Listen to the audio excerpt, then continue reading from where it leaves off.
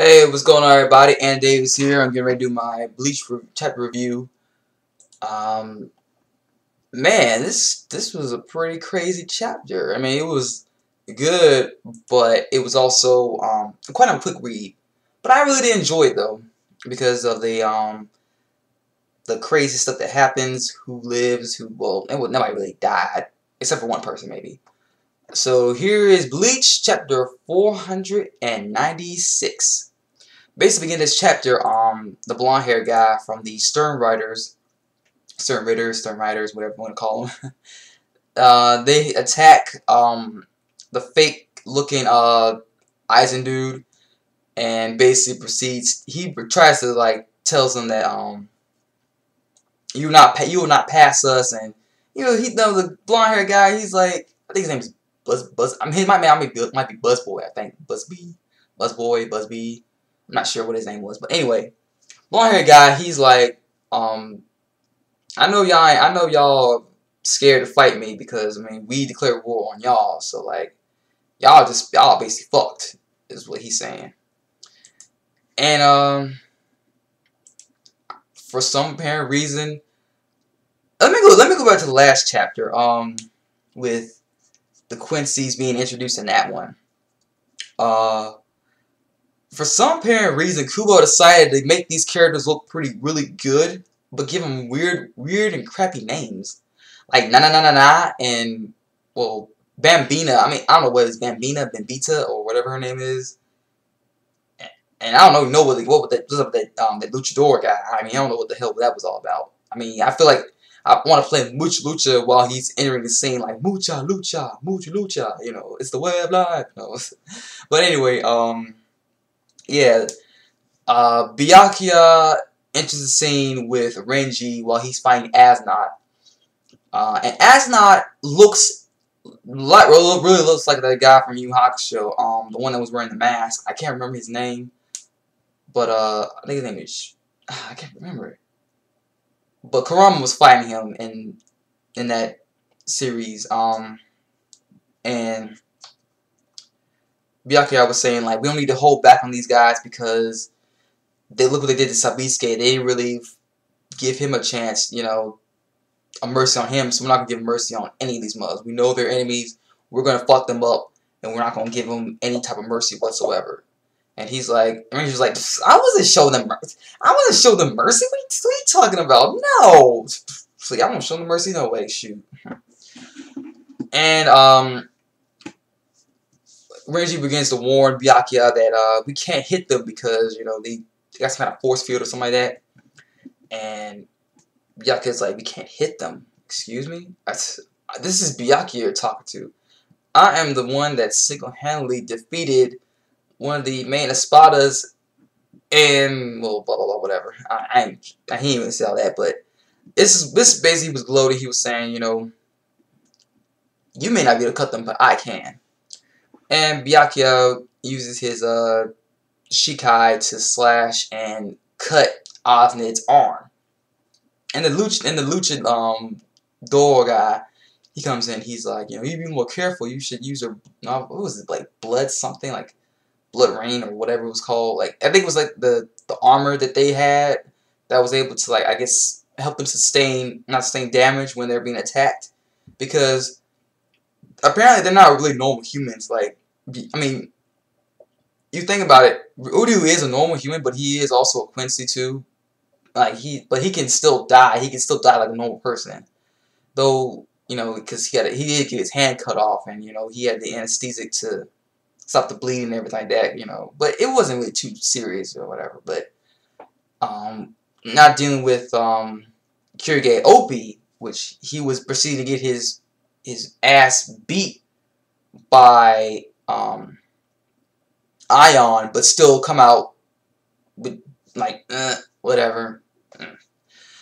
And what else happens is the Lucha guy falls thanks to one of Byakuya's little traps he set up for him, and he proceeds to fall.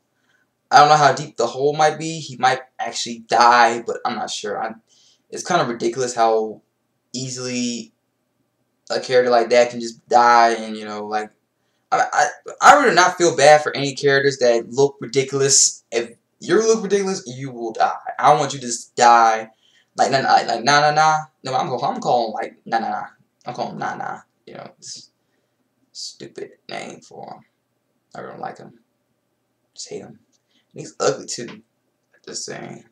But anyway, Byakuya explained to Renji that if they do have some kind of power to seal their Bankais, I want you to be the one that takes them down. If I fail, I want you to do it. And then we see he's the guy telling Rangiku the same thing, and see Sofon telling Maida the same thing as well, and that type of thing. And they all proceed to use their Bankais. With Sofon, I don't understand why you're using your Bankai in the first place. You didn't even have to use it, to be honest. You could have just used your Shikai, and you know, you don't even like your Bankai. That's the thing. You don't even like it. You hate that you have to carry on that big ass missile around everywhere. I mean, hey, come on now. You can't even walk. We can't even walk using it. What's the point in using it? What you plan on just shooting with that missile and then it's all over? It'd be a lot quicker if you had just use your 2-hit kill and that's it. I can understand with Komoro, because Komoro or Bankai, that's really the only thing he can use right now. Is Bankai. That's the only weapon he has. His Shikai is just a piece of his Bankai. So really, you know, his Bankai is really mostly just like his Shikai because he uses it all the time.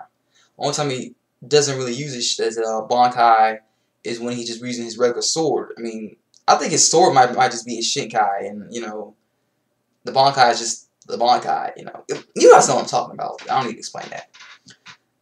Anyway, they all try to use their Bankais, and you know, they kind of look all the same except for Hitsugaya. His looks a little different.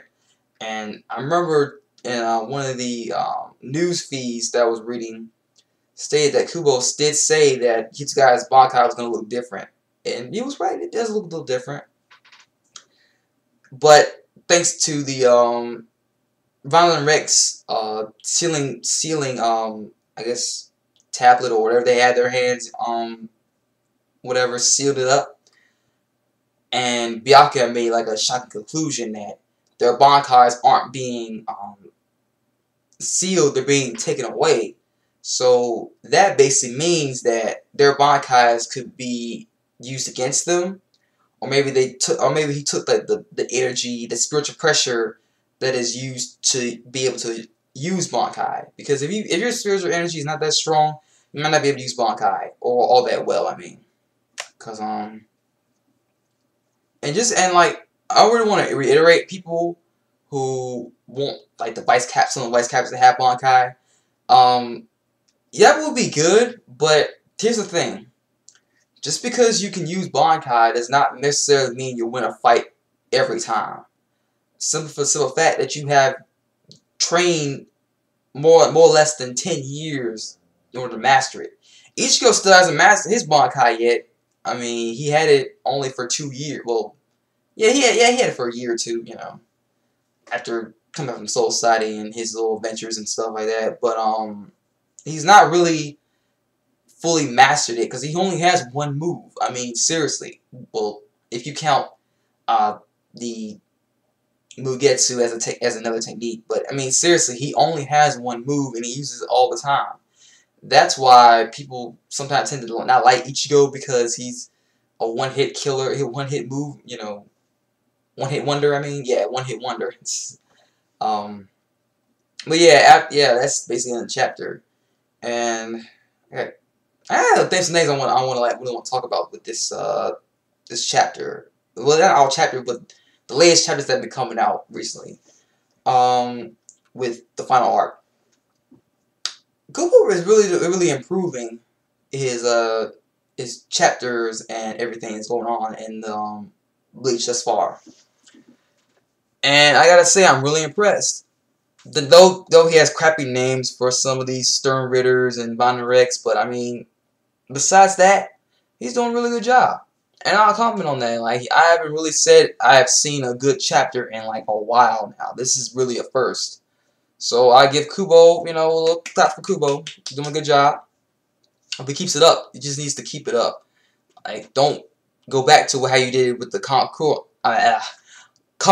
arc and just have all these fights and then let it be one-sided. No, you have to kill off some more people.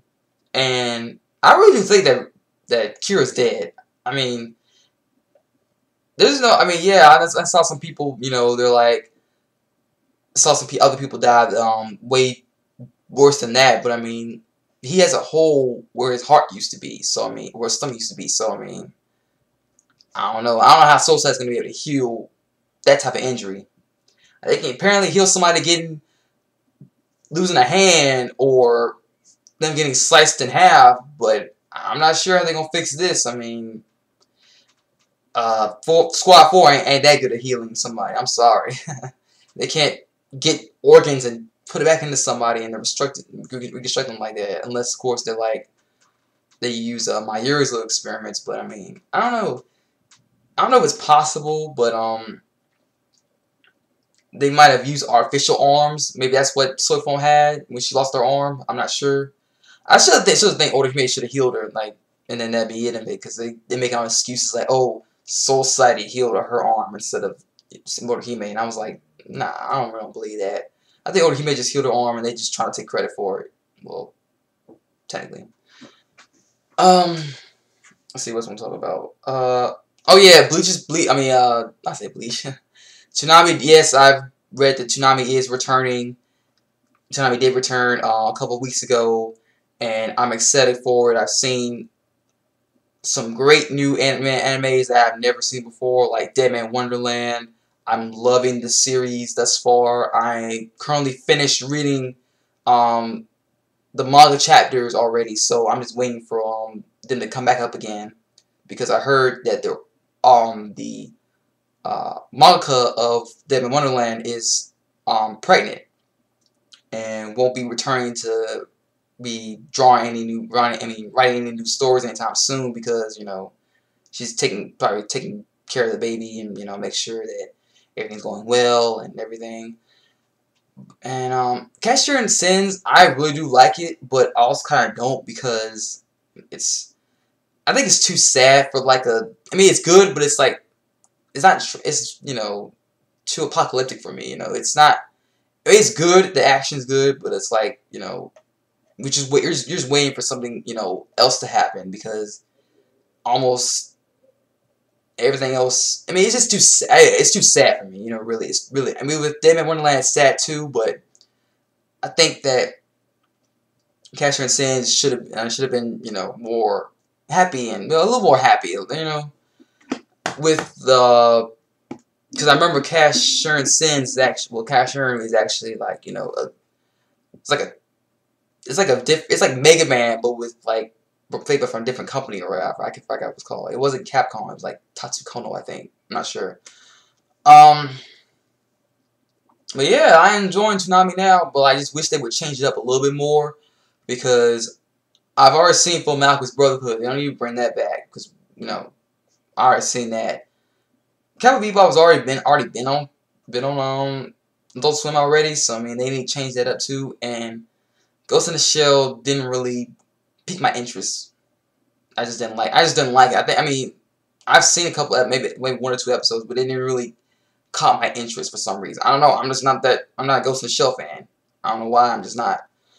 But anyway, I'll see you guys later. Peace, sayonara, and all the good stuff. Bye. And comment, rate, subscribe too, because I like it when you like it. Bye.